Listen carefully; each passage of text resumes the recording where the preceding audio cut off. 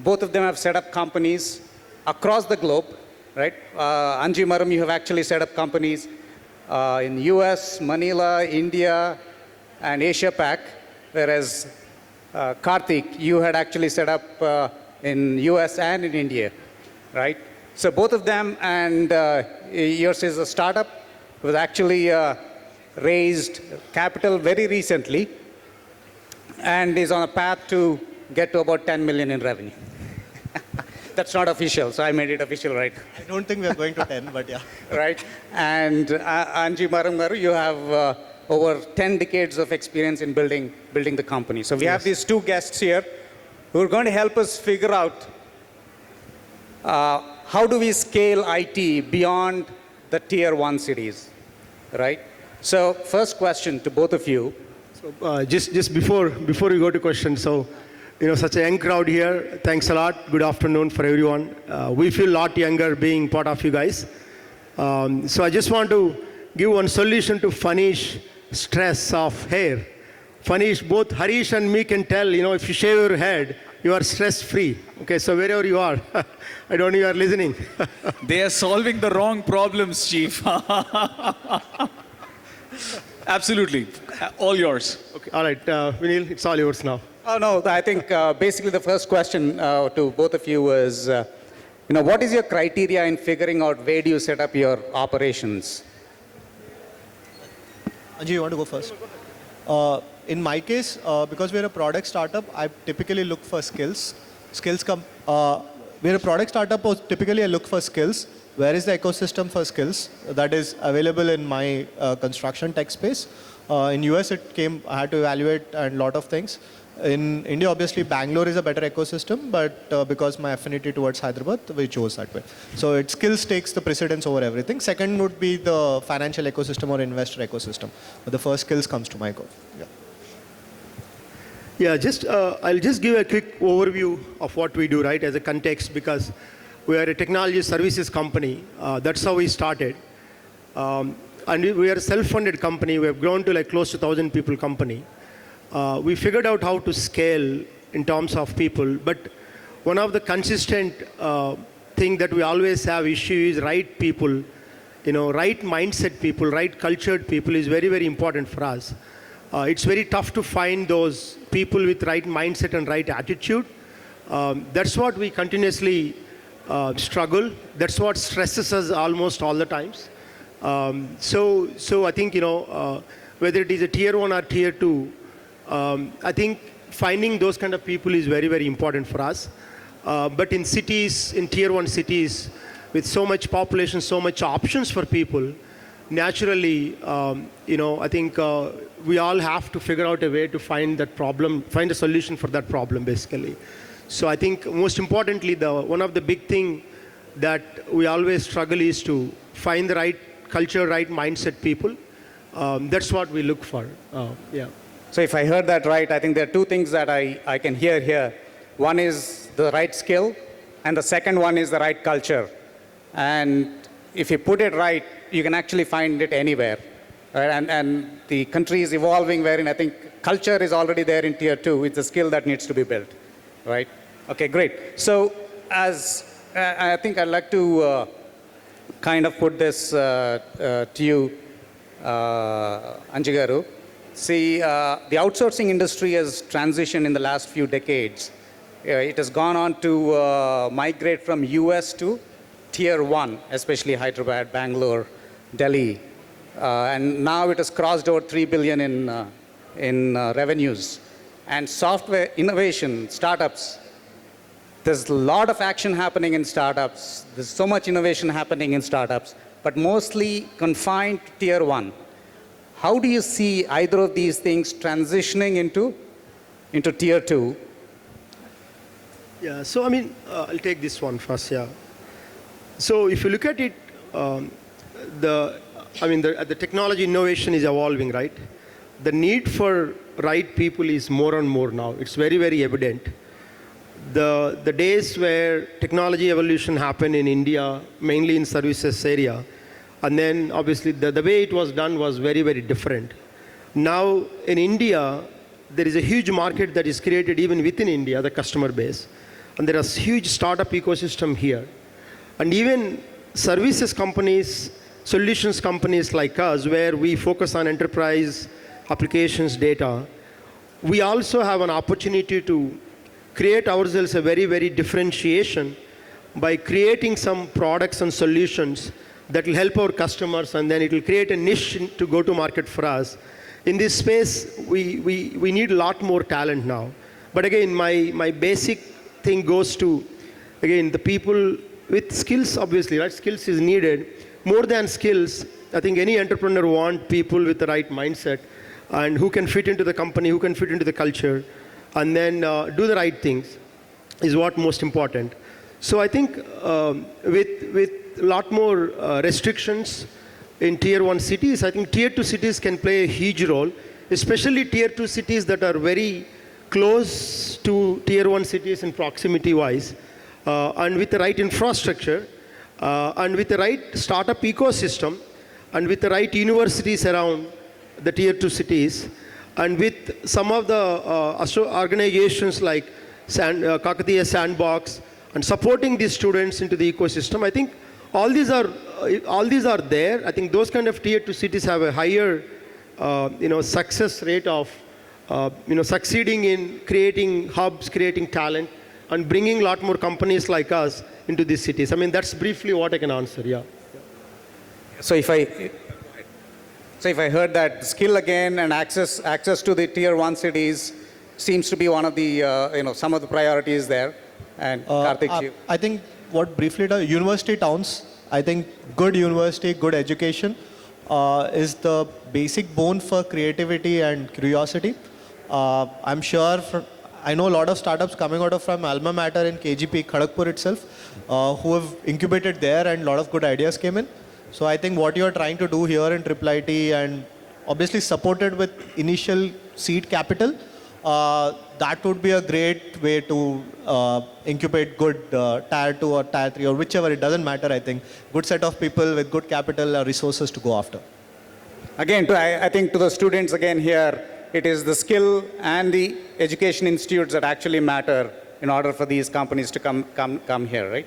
So as a follow-up to that, how do you guys think Nizamabad fares in what you're looking for? And in short, what does it take for you guys to come set up your operations in Nizamabad?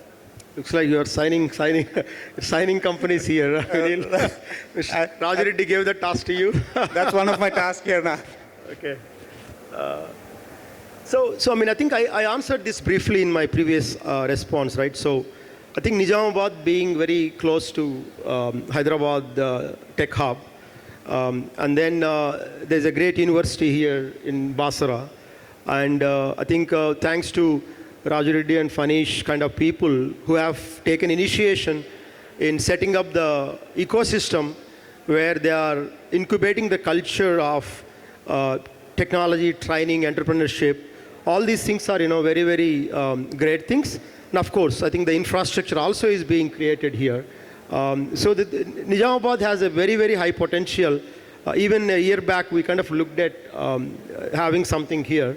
I think it hasn't materialized. I think soon we may have some conversations and figure out a way to, take advantage of the ecosystem created here, take advantage of the untapped talent, especially with the right cultured mind, is what I think very, very attractive. And then all these are positive things here, even for Critical Liver or any companies to come and then take advantage of all these things, basically. Yeah. So early stage I answered. I think if you want to scale at a scale, or if you want good ideas, good product companies to come in, it is more to do with skills and seed funding associated initial stage. But if you want to scale, you need to attract talent from across the country. And I briefly touched upon with you that Odisha has 17 airports, Chhattisgarh has more than 7 airports, Telangana is the only one which has 1 airport. So I don't think without a good connectivity you can attract great talent other than the local talent. And so that I think if you really, I think Nizamabad has great settings right now with investor network, you have an entrepreneurship cell, you have a great university here, maybe Horn better. But I think without connectivity, I don't think you can attract a large-scale talent pool. So if I heard you right, I think, Anjay, you're ready to sign up with K-Hub right now. And you're waiting for the airport to come in so that you can set up your center here. But otherwise, I think there's a great companies here and there's a lot of opportunity for them to leverage Nizamabad as an operations center. That is awesome. So on a last question that I would have, obviously, with all the right ingredients that are present in Nizamabad, there is yet a lot to be done, right? So what steps you think we can take in order, either from the governments, the education institutes, or in fact from the students, so that this can be a sustainable and thriving IT ecosystem here? I think I'll probably bring a couple of points here. So one is, I think, when we try to look at hiring some of the people here, the right trainings that are needed for companies to leverage the talent immediately is very, very important. That can be done from the college itself, whether it is new technology, whether it is anything, right? So if you have that kind of training, for example, we always need right people who are very engineering-centric mindset and very data-centric.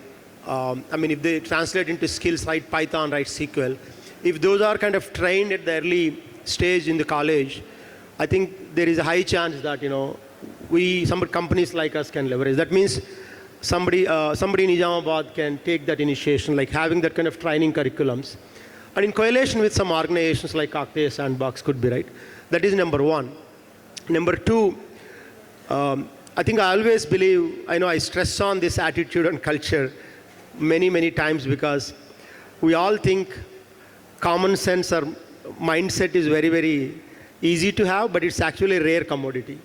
But if it is inculcated into students' mind from the beginning, like college days, then I think they will have right mindset as they come out of the college. I think as part of the curriculum or as part of additional training curriculums, if that can be kind of inculcated, but I think if they can plant some seeds around those, I think that will add a lot of value. The third thing is having a right anchor for any company to start something is very, very important. That means having a right initial leader, either who is from local region, who want to settle here, is very, very important for any one of us to be successful, basically. I think if there is a way where some local communities or groups can provide those kind of people, because it's tough to hire those people from the market and all, right? Because we cannot bring people from Hyderabad or some other places and have them stationed here because they have their life and everything set up there. But if somebody is here who is willing to grow, and then companies like us are willing to invest and then grow them. I think the fourth point I would like to mention here is, right, I think during these K-Hubs, during these entrepreneurship programs, it's very important to bring the entrepreneurship mindset from the college and even in the companies. See, I'll tell a story, right? I mean, Jaipur is a city where there was no software talent in the past. But somebody started a Salesforce services company in Jaipur. And now Jaipur became a Salesforce talent hub.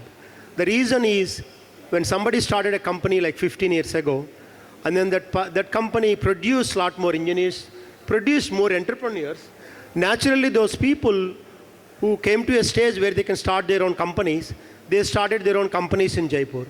And then it became a good talent hub for certain skill, basically. Similarly, it's very important for companies who are starting businesses here, or for universities, or training programs, I mean, putting seeds of entrepreneurship, putting seeds of, taking that ownership, taking that commitment, taking the right execution is very, very important for any city to grow their market, their talent hub. I mean, that's the way I kind of do. I think if, of course, it could be association, it could be organization, it could be government. If they can take some initiations, I mean, people like us can give time very happily and then do the mentorship and then help, right? But somebody here has to drive those. I think overall, I think I can kind of summarize these are the things can be done from city standpoint, whether it is government, whether it is any association. I took a long answer because there is a lot of time here. This is the last question, that's why I took a lot of time, but that's how I kind of summarize basically, yeah. So if I heard that, if you have that anchor person coming in, wanting to stay in Nizamabad, that could be the route of actually building the whole ecosystem here, right? Wonderful. Anything to add from your side? Yeah. So I'll not be brief because of time, I guess. So I think we, with Fanindra Sama, with Mr. Raju Reddy, and a lot of Nizamabad entrepreneurs, I think you have some anchors here.